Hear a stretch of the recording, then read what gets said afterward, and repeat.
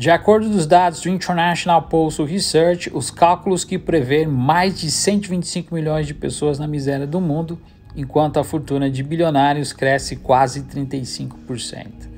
Além da crise sanitária, com milhões de doentes e centenas de milhares de mortos pelo Covid-19, que tem provocado estrago na economia global, o Banco Mundial mostra as estimativas desse impacto negativo sobre a pobreza extrema que avançou ao redor do mundo pela primeira vez em 2 décadas.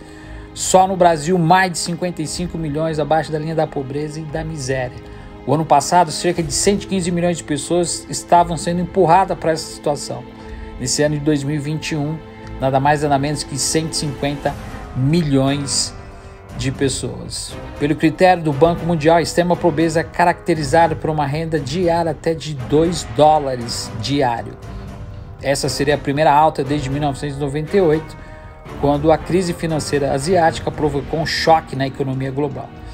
De acordo com o aumento da pobreza extrema, ela passará a afetar equivalente a algo entre 9,1 a 10,2 da população do mundo nesse estado de miséria e pobreza. De acordo com o relatório do Poverty Share Prosperity Report, relatório sobre pobreza e prosperidade compartilhada, a gente sabe que esses dados têm uma grande estimativa, que a pobreza e a miséria irá aumentar. O Brasil já vinha experimentando aumento da pobreza extrema nos últimos 5 anos. De acordo com os dados do IBGE, 2019 e 2020, mais de 20 milhões de brasileiros vivem nessas condições.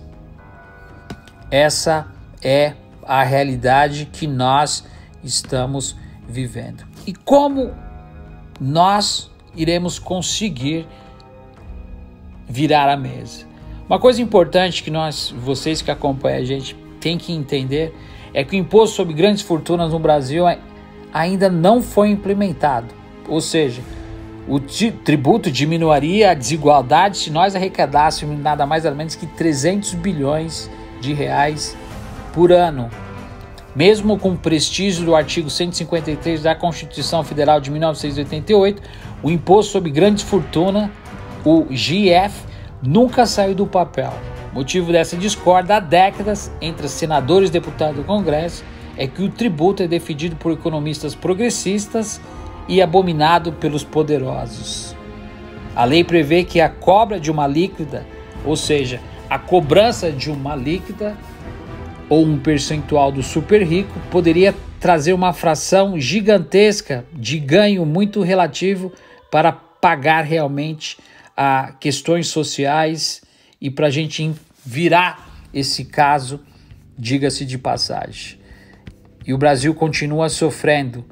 Se a gente for efetivar o GIF, o Brasil segue com um modelo de tributação por consumo que aprofunda a desigualdade socioeconômica no país. Na prática, quem ganha menos paga mais, porque as cobranças são indiretas sobre mercadoria, o maior tributo do planeta, o que significa que quem ganha R$1.000 por mês e quem ganha 10 milhões paga o mesmo valor do imposto quando compra um saco de arroz, por exemplo.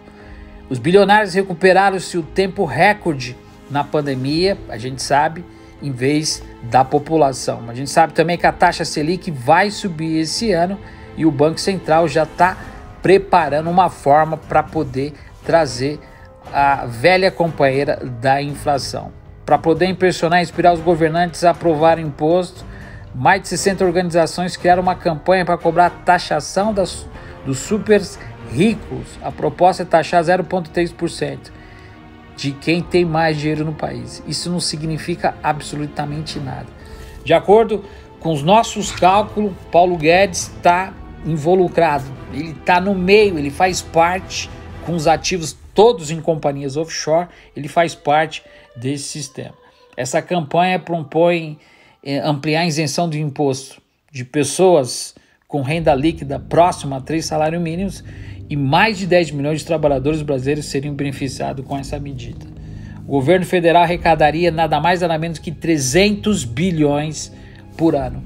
Daria já para fazer algo irrelevante. Para você que está acompanhando a gente tem que entender que a balança comercial do Bolsonaro genocida, teve um déficit de quase 1,225 bilhão em janeiro. Então você que está assistindo aí, enquanto o governo está abrindo espaço, literalmente, para que os latifundiários, bancada da bala e os ruralistas comecem desmatando não só o Pantanal, mas a Amazônia e vendendo para fora, o Brasil está com um rombo gigantesco.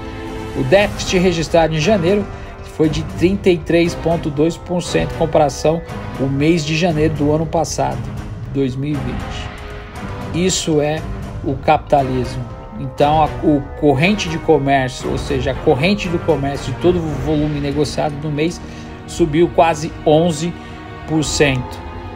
referente a janeiro de 2020. Então, conclusão, o Brasil vende bem mais, mesmo com a pandemia, mas também não consegue suprir as necessidades interiores, não é autossuficiente, então tem que comprar bem mais. Então a balança comercial literalmente tem um déficit de quase 1,2 bilhões de dólares. Esse é o sistema de Paulo Guedes, ou seja, essa é a economia de um presidencialismo de coalizão com protecionismo, com austeridade, que está aí realmente para poder avassalar com um país em todos os aspectos. Isso é importante você entender. Diga de passagem, o Brasil continua aí proibido de crescer. Nós estamos vendo a situação da população que caminha para uma extrema pobreza, a caminho de um retrocesso gigantesco. Esse ano vai ser um ano completamente difícil, referente ao ano de 2020, onde nós tivemos que nos adaptar mediante as circunstâncias. E o mais importante disso, você tem que entender quais são os mecanismos que vai fazer com que a metade da população realmente esteja abaixo daquilo que poderá vir a acontecer.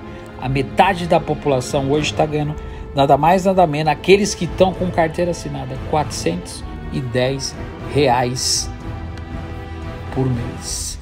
Então, de acordo com a tendência, graças ao pagamento do auxílio emergencial pelo governo de Jair Messias Bolsonaro, a gente sabe que lá na frente a gente vai ter as benesses que não vão conseguir realmente relativar, ou seja, o que virá daqui para frente. O governo desembolsou quase 200 bilhões de reais com auxílio emergencial, reduzindo de 600 para 300, e a gente sabe que existe uma questão bipartidária gigantesca contra essas circunstâncias de um governo totalmente proto-fascista.